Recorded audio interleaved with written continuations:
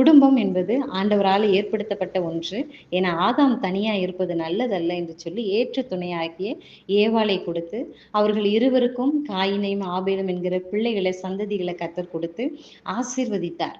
அந்த தேவன் நம்மையும் நம்ம குடும்பத்தையும் ஆண்டவர் இன்றைக்கும் ஆசீர்வதித்து அவர் நடத்துவார். நம்ம குடும்ப உறவுகளை மேம்படுத்துவதற்கு இன்னும் நம்ம என்னெல்லாம் செய்யணும் அப்படின்னா, கணவன் மனைவி இருவரும் அன்புடனும் மரியாதையோட நம்ம நடந்து கொள்ளும் பொழுது அந்த கணவன் மனைவி உறவு இன்னும் அதிகமாய் பலப்படும், மேம்படும்.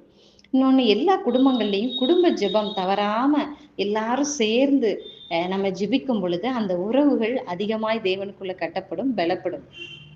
சிறு பிள்ளைகளை நம்ம கடவுளுக்கு பயப்படுகிற பயத்துல நம்ம வளர்க்கும் பொழுது அவங்க முதிர் வயதானாலும் அவங்க அதை விட்டு விடாம கடவுளை சார்ந்து அவங்க வாழும் பொழுது கடவுளை அவங்க சார்ந்துட்டாலே அவங்க பேரண்ட்ஸ்க்கு கீழ்ப்படிவாங்க, சமுதாயத்துல நல்ல பிள்ளைகளாய் அவர்கள் ஷைன் ஆகி வருவாங்க.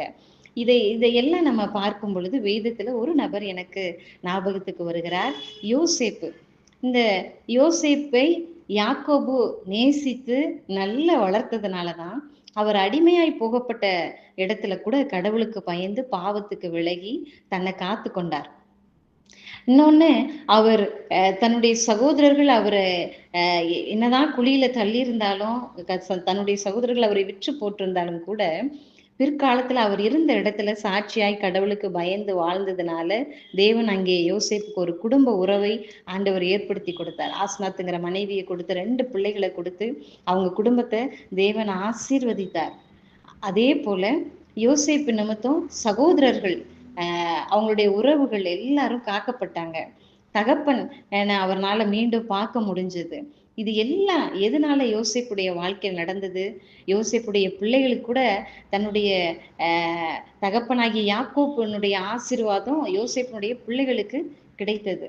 ஒரு ஆசீர்வதிக்கப்பட்ட குடும்பமாய், கர்த்தருக்குள்ள கட்டப்பட்ட குடும்பமாய் வளர்வதற்கு யோசேப்பினுடைய ஒரு அர்ப்பணிப்பு, யோசேப்பினுடைய கடவுள் மேல உள்ள அன்பு.